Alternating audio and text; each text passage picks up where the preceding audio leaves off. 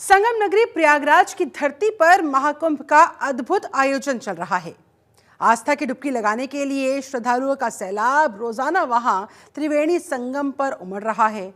इसी बीच आज UP cabinet Mahakumbh में महास्नान के लिए पहुंचा। सीएम योगी आदित्यनाथ समेत 54 कैबिनेट मंत्रियों ने वहां महाकुंभ में जाकर आस्था की डुबकी लगाई। त्रिवेणी संगम पर पहले स्नान किया, उसके बाद वो पूजा नजर आए। इन पलों को देखिए कैसे एंजॉय करते नजर आए। ये अलौकिक पल, ये अद्भुत पल, जिन्हें आनंद के साथ यूपी कैबिनेट ने कुछ इस अंदाज में स्नान किया। ये 5 तस्वीरें इसी से जुड़ी हुई देखिए आपके सामने। आज का दिन बेहद महत्वपूर्ण दिन था, क्योंकि आज से ठीक 1 साल पहले राम मंदिर में प्राण प्रतिष्ठा भी हुई थी। आज का शुभ दिन महाकुंभ में यूपी कैबिनेट जब पहुंची, वहां पर पहले बैठक हुई और उसके बाद फिर बैठक के बाद गंगा स्नान किया गया, आस्था की डुबकी लगाई गई। पक्षियों को दाना डालते हुए वहां पर मुख्यमंत्री योगी आदित्यनाथ समेत तमाम मंत्रीगण दिखाई दिए, आस्था की डुबकी लगाते हुए। तीसरी तस्वीर देखिए यूपी कैबिनेट का स्नान और कैसे वो वहां पर सूर्यदेव को नमन करते हुए, माँ गंगा को प्रणाम करते हुए गंगा स्नान करते दिखाई दिए। और उसके बाद फिर गंगा स्नान करने के बाद गंगा आरती की गई। संगम पर वहां त्रिवेणी घाट पर पूजा अर्चना की गई। मुख्यमंत्री योगी आदित्यनाथ समेत तमाम मंत्रिमंडल से उनके साथ इस दौरान वहां पर उपस्थित नजर आए, इसका हिस्सा बनते हुए नजर आए। और देखिए कैसे वहां पर जल क्रीड़ा भी करते दिखाई दिए। इन पलों को उन्होंने अलौकिक पल बताया, आनंदित कर देने वाला पल करार दिया।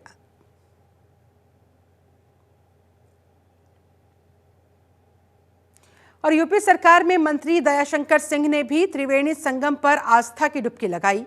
जनतंत्र टीवी की टीम मंत्री दयाशंकर से की खास बातचीत देखिए जरा। बैठक के बाद से आस्था की डुबकी लगाने के बाद मंत्री लौट रहे हैं। हमारे साथ दयाशंकर सिंह जी मौजूद हैं, परिवहन मंत्री हैं। सर, आस्था की डुबकी लगा के आ रहे हैं, आस्था की डुबकी लगा के आ रहे हैं, कैसे महसूस कर रहे हैं?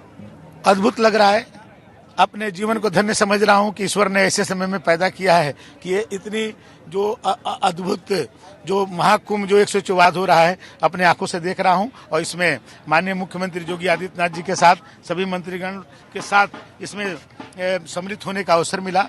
और अपने जीवन को और अपने ग्रुप में जो भी गलतियां हुई हो उसको भी आज यहाँ प्रार्थना करके समाप्त करने का भी एक अवसर प्राप्त हुआ। बैठक में परिवहन विभाग से लेकर क्या कुछ चर्चाएं हुई, क्या कुछ परियोजनाएं दी गई हैं? नहीं, परिवहन विभाग से नहीं है, कुंभ और प्रयाग से लेकर के और उत्तर प्रदेश के बड़े निर्णय हुए हैं। यहाँ पर बड़े 2 पुल बनाने के लिए बात हुआ है। यहाँ जो गंगा एक्सप्रेसवे को बुंदेलखंड एक्सप्रेसवे से और पूर्वांचल एक्सप्रेसवे से जोड़ने की बात हुई है। और डिफेंस कॉरिडोर में 4 औद्योगिक घरानों को जो है उद्योग लगाने की स्वीकृतियां दी गई हैं। और किसानों के लिए जो भूमि अधिग्रहण होता था, तो यदि कभी पहले अधिग्रहण हुआ है और आज जो है उनको पैसे दिए जा रहे हैं, तो पुराने रेट पर दिए जाते थे, वो आज निर्णय हुआ कि नहीं, यदि अधिग्रहण आज हो रहा है, अधिग्रहण पैसा आज दिया जा रहा है, तो आज की तारीख में दिया जाना चाहिए।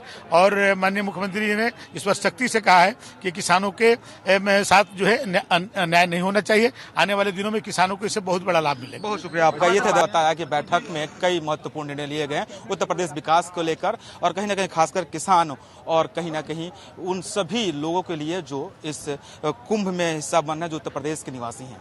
कैमरामैन विनोद के साथ नंदन श्रीवास्तव, जनतंत्र टीवी, प्रयाग महाकुंभ।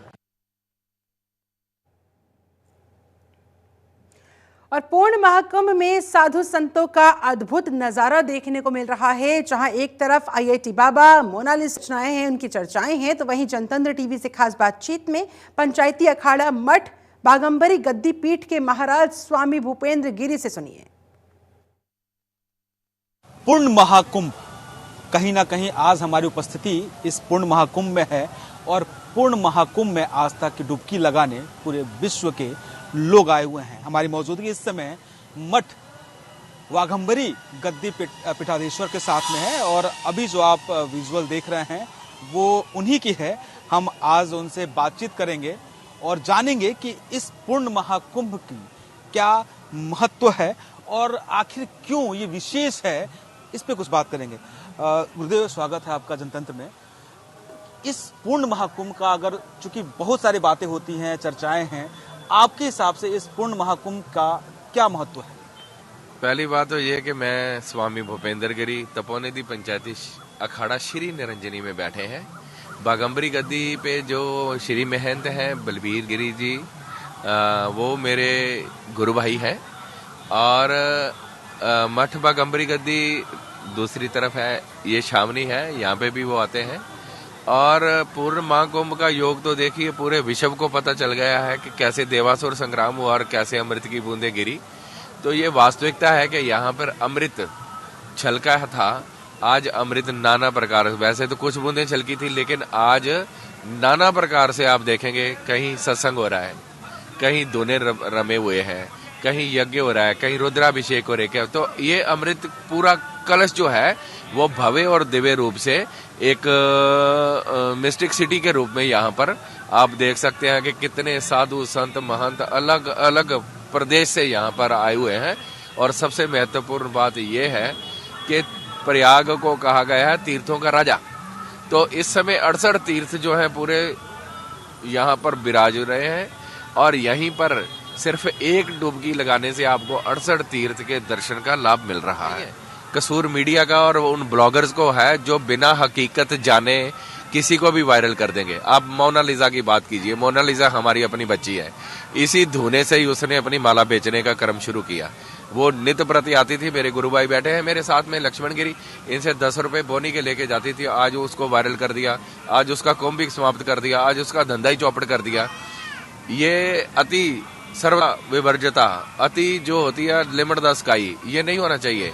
बिना जाने पहचाने कोई भी ब्लॉगर उठा करके किसी को भी हाईलाइट कर देता है। और अगर कुंभ में आ सकता है, चाहे वो साध्वी हो या IITN बाबा हो, जरूरी मीडिया को सिर्फ वही 2-4 चेहरे नजर आते हैं जो कुंभ में है। यहाँ पर शंकराचार्य हैं, रामानंदाचार्य हैं, दिन भर यहाँ पर राम कथा चल रही है, भागवत कथा चल रही है, बड़े बड़े कथावाचक यहाँ पर आए हुए हैं, बड़े बड़े सिद्ध योगी यहाँ पर आए हुए हैं। मेरे तो ये समझ में नहीं आ रहा है कि मीडिया को वो चेहरे क्यों नहीं नजर आते जो सिद्ध हैं, वो महात्मा क्यों नहीं नजर आते जिन महात्माओं ने हिमालय की कंदराओं में रह करके तपस्या की है। यहाँ कई महात्मा ऐसे हैं जो मेरे अपने टच के हैं, जिनको 30-30 वर्ष हो गए बद्रीनाथ से ऊपर तपोवन में बर्फ में रहते, पहली बार कुंभ में आए हैं। ऐसे महात्माओं पे मीडिया और ब्लॉगर्स की नजर नहीं जा रही है। और जो बेचारे अपना काम धंधा यहाँ करने आए थे उनको मीडिया ने हाईलाइट कर दिया है। फिर मीडिया ये उनके ऊपर आक्षेप भी उठाती है, मीडिया उन पे उंगली भी उठा। अति सर्वत्र वर्जित है, आपने कहा, बिल्कुल अति हर जगह वर्जित है और वर्जित रहनी भी चाहिए, हर चीज की वर्जित है। मोनालिसा अपना काम धंधा करके रोजी रोटी करके कर रही थी, लेकिन वो जब से चर्चित हुई उनकी रोजी रोटी बंद हो गई, वो छोड़ने चली गई। ऋचा जो साध्वी थी, वो ऋचा कचारिया, वो भी अपना कुंभ छोड़ के जाने के लिए रोई भी अपने मीडिया का सामने। साथ ही साथ IITN बाबा भी लुप्त होते जा रहे। तो इसकी वजह क्या है? सब एकदम से अपने यही बात समझ में नहीं आती है कि मोनालिसा, ऋचा और IITN बाबा ही हैं। यहाँ पे हमारे उत्तर प्रदेश के यशस्वी मुख्यमंत्री योगी आदित्यनाथ जी ने 40 करोड़ जनता का आंकड़ा रखा है। 10 करोड़ जनता आने वाली है, 5-7 करोड़ जनता यहाँ से जा चुकी है पब्लिक। कितने सिद्ध साधु आए हैं यहाँ पे, मेरे को ये नहीं समझ आता कि ये 3 ही नाम क्यों हैं, बाकी नाम यहाँ पे कोई नहीं है। बाकी धर्म के मार्ग पे नहीं चल रहे क्या, धार्मिक परंपराओं को? अच्छा, मोनालिसा की बात करें तो मोनालिसा जिस धुने पे आप हमारा इंटरव्यू ले रहे हो, इसी धुने से मोनालिसा ने अपने माला देने का कर्म शुरू किया। आप एक गरीब तो नहीं मैं कहूंगा, अब मैं ये कहूंगा कि एक मेहनती लड़की ने जो अपनी मेहनत से अपने परिवार के लिए कुछ करना चाहती, आपने उसको इतना हरास कर दिया है, इतना डिसअपॉइंट कर दिया है कि वो तो एक किस्म का उसको डिप्रेशन में ही ला दिया। आप लोगों ने उसको कितना हरास कर दिया। लोगों को यहाँ पे साधु संत इतने सिद्ध हैं, किसी को नमन करो, किसी से सत्संग करो, किसी से ज्ञान लो। जिधर देखो मोनालिसा, हर कोई चाहता है कि मेरे व्यूअर बढ़ जाए, मैं फेमस हो जाऊं, फेम के पीछे लोग पड़े हैं। मोनालिसा बेचारी यहाँ पे उसको छुपाया गया, यहाँ धर्मारा जी ने उसको पीछे छुपाया जिधर पब्लिक हरास कर रही थी। लेकिन ये है